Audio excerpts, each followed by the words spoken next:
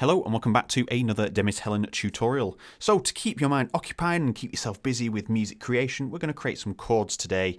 We're going to focus this on trance, and we're going to make it so we've got 8 bars, but the second 4 bars are just the same as the first 4, but with a slight variation, just to add a little bit of fruitiness and a little bit of edge over, say, the next melody that you see from another artist that is very basic. You can just add a little bit of fruitiness to it. So I'll show you what I mean by just, we'll come up with some chords and then we'll record them in, and then we will kind of just move them around and I'll show you what I'm doing and walk you through it. Okay, so let's just create something that's, should we use that synth? Yeah, we use that one. And let's not use the magic mouse to scroll all over the world. We was here. That'll do.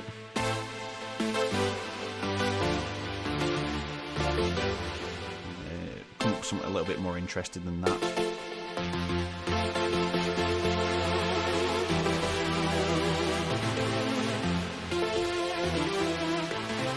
Okay, the keyboard's not big enough that I'm using in front of me, but we should be able to get the basic idea in there. Let's just play the right hand chords. So I'm just going to do this.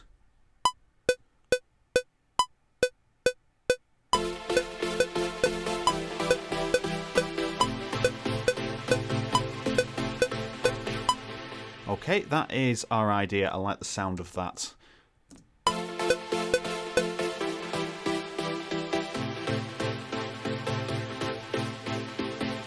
Okay, and the bass is going to be identical to that. We'll just keep everything simple, so we'll just drop that down an octave and we have our bass.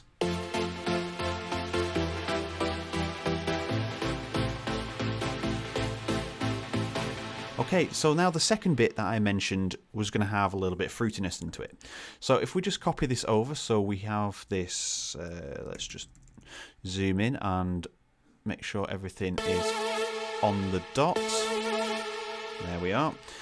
And we're going to make it so this is a little bit different, but we're not really going to change the notes apart from in one section, and the other one's just going to be a bit of an inversion of itself.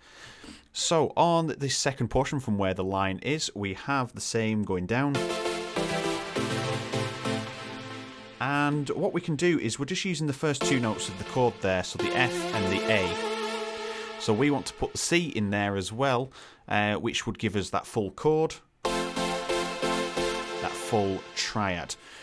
But the first one we're going to keep the same, so we keep the familiarity of the melodic sequence, or the chord structure, shall we say.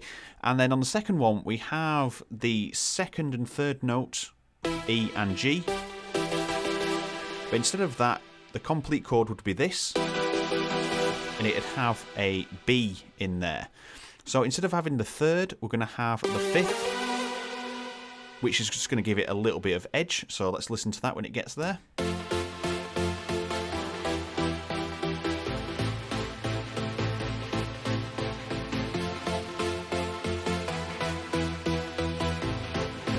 So it's exactly the same, it's using the same chord, but we're just changing the note used within the chord.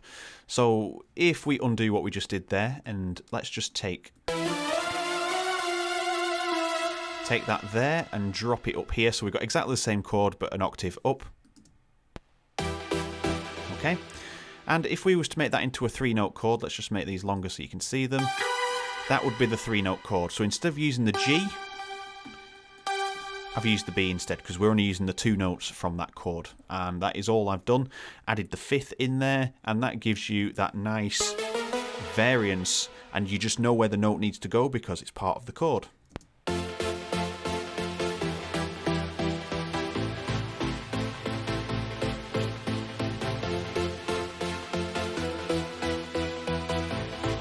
Okay, so we're going to make this end bit sound a little bit different, and we're going to do something very simple.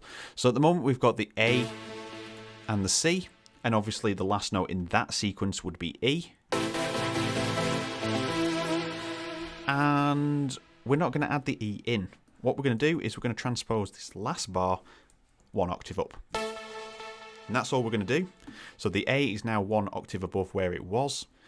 And now the bass note here is C. So we're just going to mimic that so it moves up.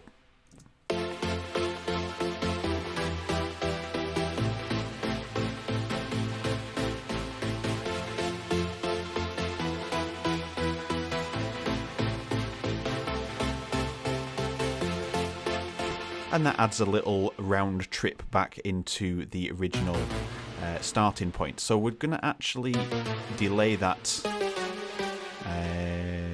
What am I doing here? Down there. I'm going to delay that so it only kind of comes in just before the third beat of that bar. Which makes a lot more sense. And you can feel free to keep the note on the same bass note originally, because this is just an inversion. I'm not going to go into inversions. You can find a lot of information on how to invert chords as first and second inversions of the original chord, and all I'm doing is messing around with inversions there. If you was to make this, so this is exactly the same as this but with the A transposed. The other note would be the E, and if you was to transpose that A up, that's the chord, what it would look like. You'd have the C, the E, and the A, which would sound like this, so C, E, A. And if you just put that A back down at the bottom, it's the same chord, but the A is at the bottom instead of the top. And then again, you can move the next note to obviously create inversions, but we're not going to go into detail. So let's just take that away.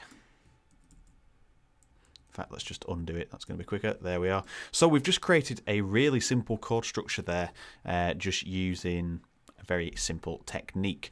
So you'll find that quite useful, and then you can pluck your top melodies out of there. So let's take each chord.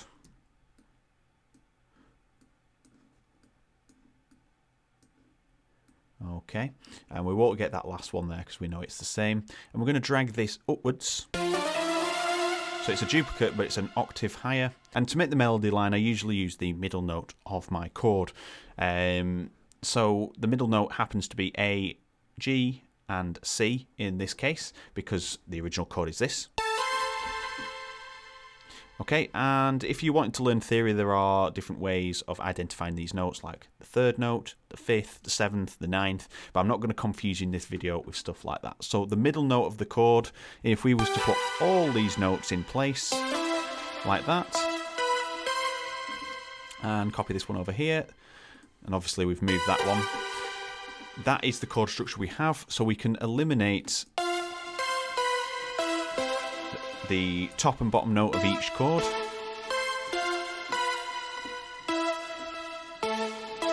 Okay, and you can start building your melodic line with that. So that's as simple as that can get. We could just do a simple offbeat melody here.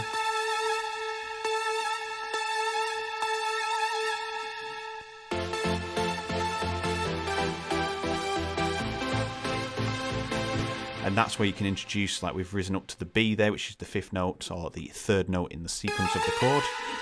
You can add that there. There is so many ways that you can start building melodies. Obviously, we're just doing a offbeat one here, so it's nothing too grand. But we can have notes that lead into each other, because obviously we know what the scale is.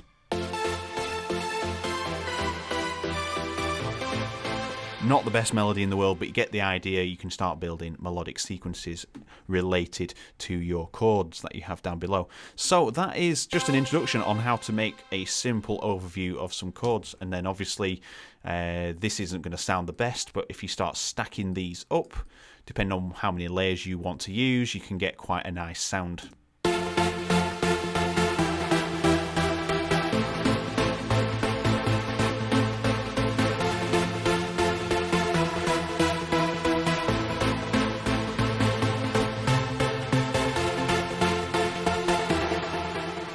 And there you have it.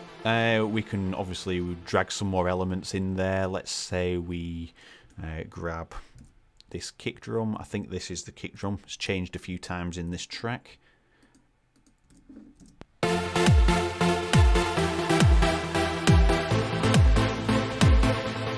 We appear to have dragged the snare over, so let's just double that up.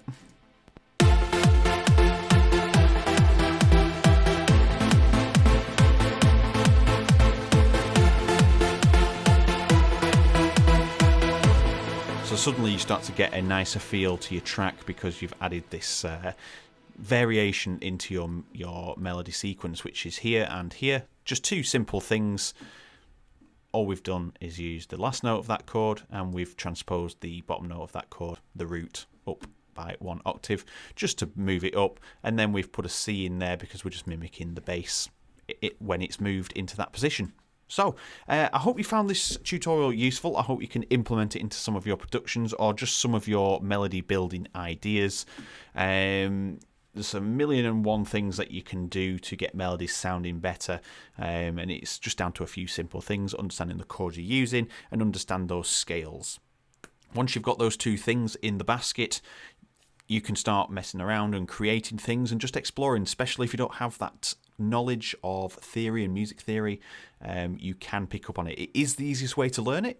Go and get out and get some music theory, go and buy some books, look at online things, go and do some piano lessons. That always helps develop your skill, because as much as it always seems basic doing some piano lessons, you start to learn proper techniques in how to use finger positions for your chords and how to reach other notes in that chord, and it starts to help you understand how things are built. So there's a lot of things that you can do out there to help. If you don't want to do piano lessons, plenty of online material to look it up, but it's nice to have a bit of guidance from a tutor. So, thank you very much for watching this video. I hope you enjoyed it. If you did, let me know down in the comments. If you have any questions, ask me in the comments. I'm always there to answer the questions. Hit the like button and finally hit subscribe. 3 videos per week on various trance and music production topics. So, thank you very much for watching, and I will see you in the next video. I answer everybody back on there, as well as leaving a like, and finally it's hitting subscribe if you haven't already. 3 videos per week on trance and various music production topics. So thank you very much for watching, and I hope you grab Phoenix Verb in time. I'll see you in the next video.